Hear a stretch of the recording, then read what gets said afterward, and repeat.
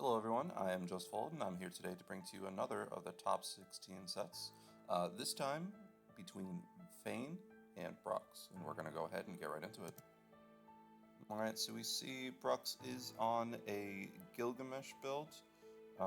Looks like at full ward he'll be at about 150k ward. Now, Fain is going to be on a Bayo Tamer build. We did get a look at his Amity. It is going to be 5 ward turns with 25% counterattack damage, with Bruxx's Amity being 5% ward regen.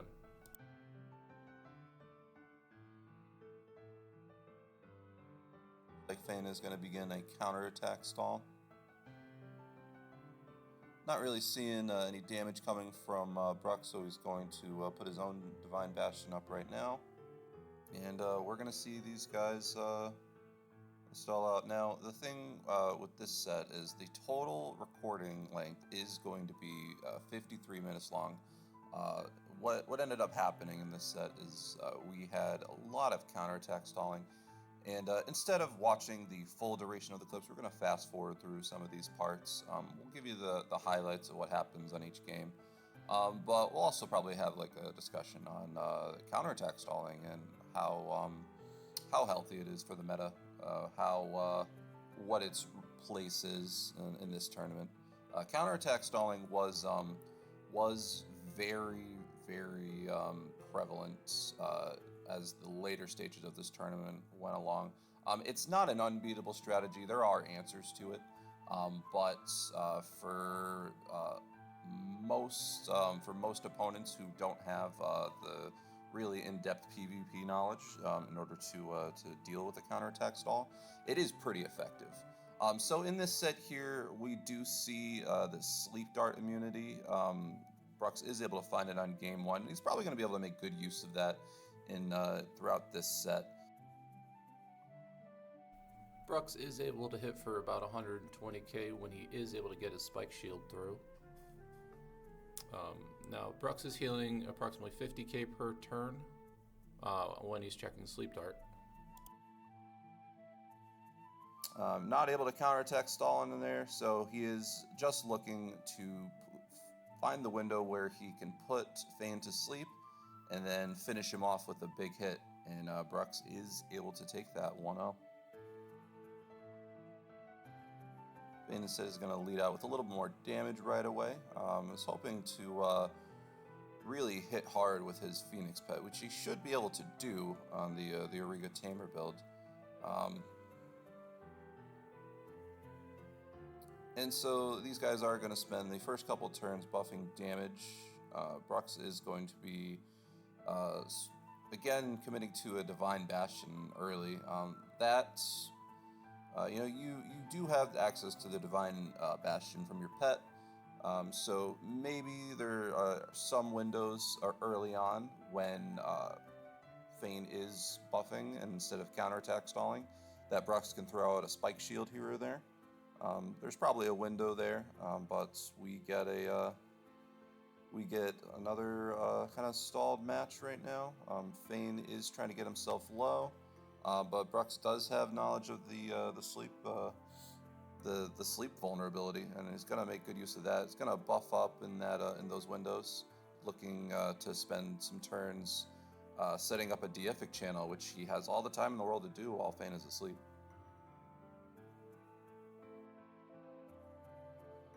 And with the deific channel up and no counterattack available while Fain is asleep, Bruxx is able to get one clean hit and take him out, and Bruxx is going to go up 2-0 in this first set.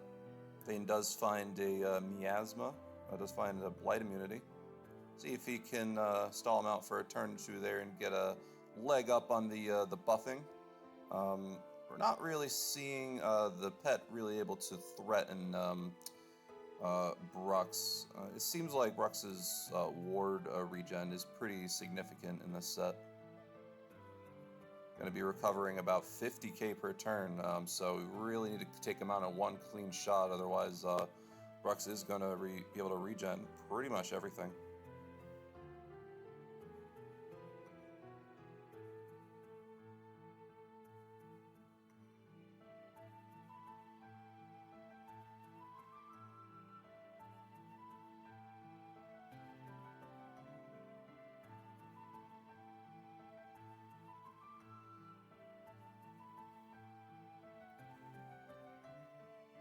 Fain does try to use the double edge to get his attack a little lower, to get a little bit more damage out of the Ashen Phoenix.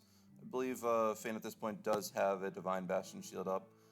Maybe he doesn't have access to quad edge. He might be able to get it down a little faster, and the pet will be threatening a little more.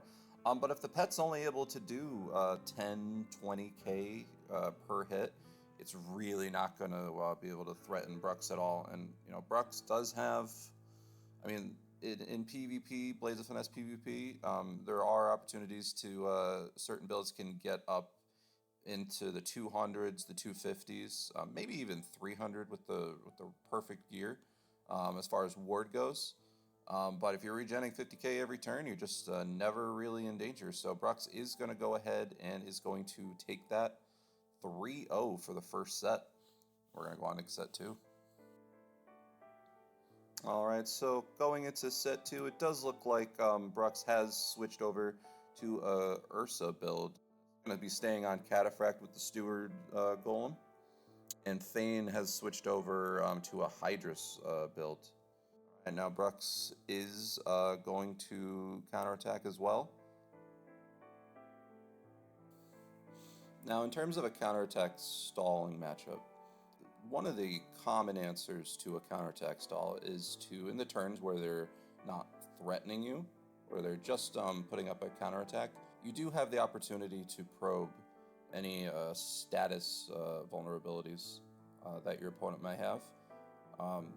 If you can put them to sleep or you can stun them, all it really takes is one turn. If the opponent isn't threatening you, you have all the time in the world to set up your buffs, set up your defensive abilities, and probe for any status effects. And if you do find them, if your opponent has spent the whole time pressing counterattack, they should be at a disadvantage in terms of their capacity to resist or deal damage based on how many buffs they were putting up. It does look like in this set, Bruxx did not have the stun immunity. So in both of these contenders are on a counterattack stall strategy. Really, the winner is going to be who has the more complete resistances and who has the better capacity for damage. And with the counterattack stall in full swing, the pet from a Bayo build is going to be the make or break factor. But Brux's strategy in this aspect is going to be, can he just regen pretty much 100% of the damage that the Phoenix pet does. Bruxx did elect to take a 5% HP regen amity.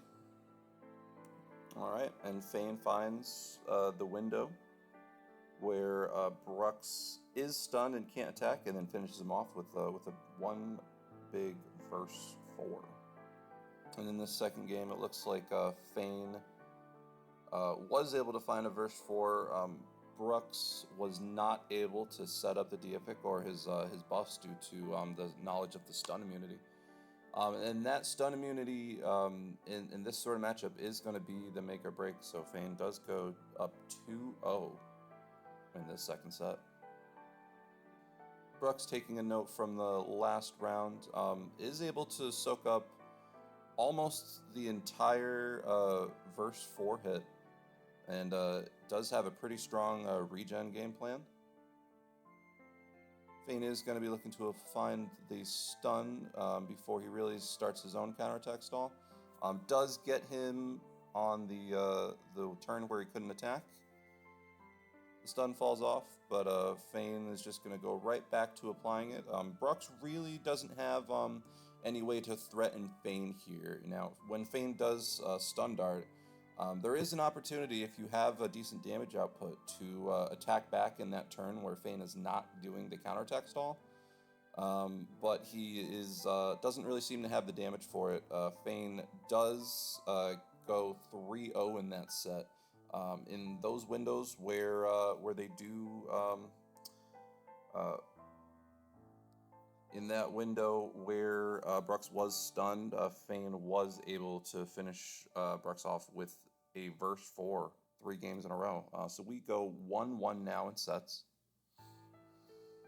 All right, in set 3, it looks like Bruxx is going to go back to the original Gilgamesh build with a 5% ward regen, and it looks like Fain is going to stay with the Hydrus Oracle.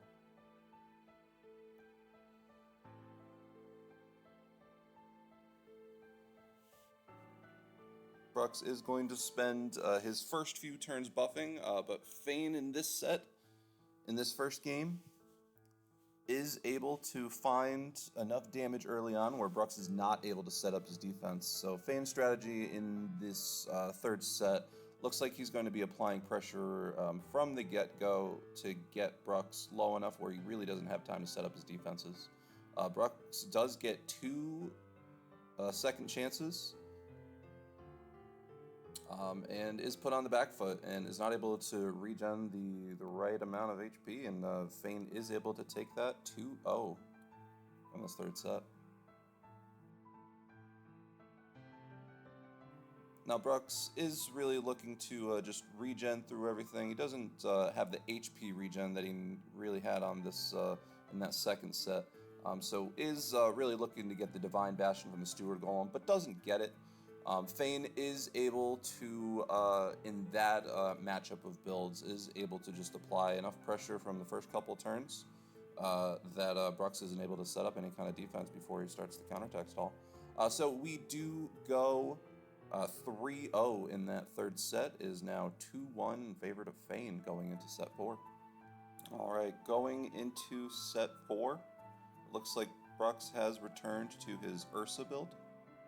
And Fain is going to stay on the Hydrus Oracle, looking for pressure from verse 4 right out the gate. Alright, Bruxx is going to begin counterattack stalling. He's going to get the full elemental immunities from his pet. And Fain is going to set up some defenses and is going to start probing immunities. Now this does seem to be one of the pitfalls that we fall into with the current iteration of the way counterattack works in this meta. If you don't have any answer to the damage of your opponent, and you really have a perfect shield as the option for counterattack, and Fain is going to be looking to just counterattack stall, but to get damage from his pet. But the way that this set goes, we don't have enough damage coming out from Fain's pet in order to counteract the regen that we see from Bruxx. So if both of these players do elect to continue their counterattack strategy, there will not actually be a winner to this game. We don't have damage scaling in Blades of Finesse like we do during the course of a regular PvP. You can't really fault him for in this set the way both builds are set up going into the set. Is if their best option is to counterattack stall, then we're really just going to see a stalled out game here, and we're not really going to see too much damage. The way the current iteration of counterattack works is it does trigger 100% of the time on damage and is not capped in the damage that it deals.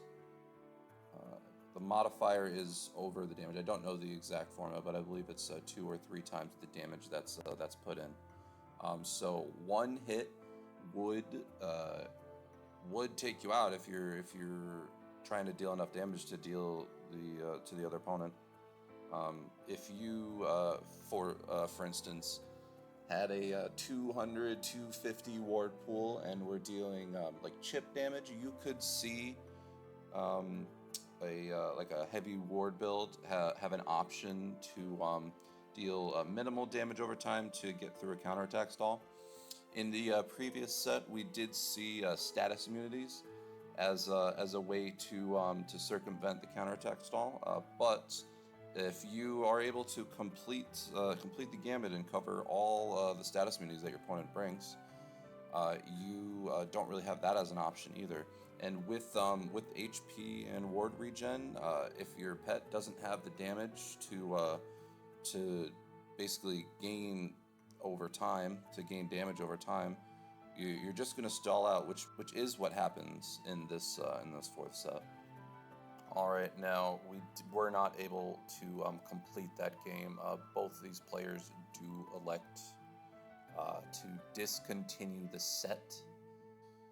So we do move on from the first iteration of set 4 and call it a draw. And we are going to change up our builds a bit going into our next set 4. In our new set 4, it looks like Bruxx is going to return to the Gilgamesh build.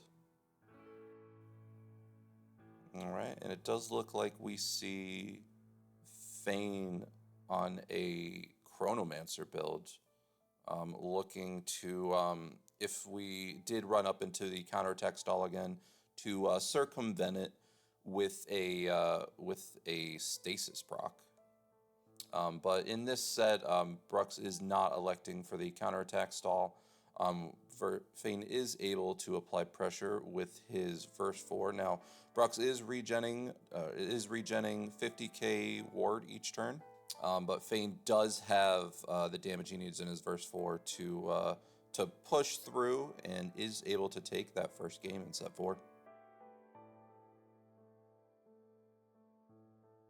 Bruxx leading out with a spike shield. See if he can apply some pressure back towards Fain. He's able to hit for 50k, so Bruxx does have a good deal of damage in this set. Without the Deific proc, it looks like Fain's verse really doesn't get past the ward regen Bruxx, and Bruxx is able to take out Fain with a spike shield, and we are 1-1 in this set 4.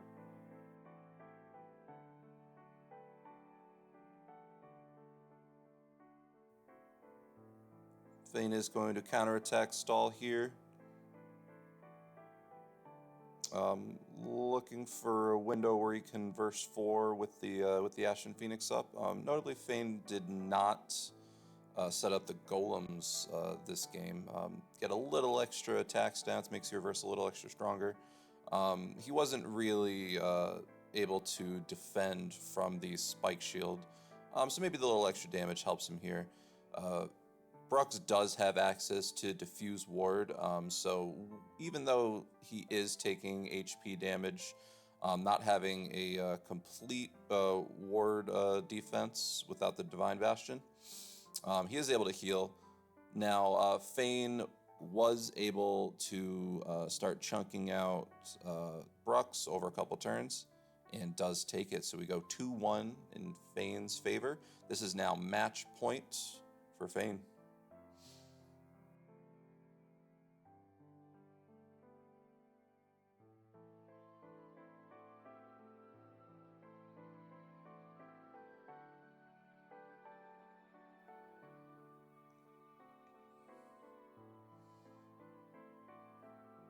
Bruxx is going to set up the Divine Bastion on the first turn and set up his defenses. Fain does punch through and almost take the entire ward pool out. Bruxx is not able to regen enough, does get a second chance trigger, throws out a desperate sleep dart, but does get a double, looks like a triple second chance, but the pet on the second go around did double tap. So that is going to be Fain going up 3-1 in this match and is going to take it. So we do advance Fain into the top 8. We are going to continue on with the top 8 through finals. Everybody, I am Just Folds. Appreciate y'all watching this, and we will see you next time.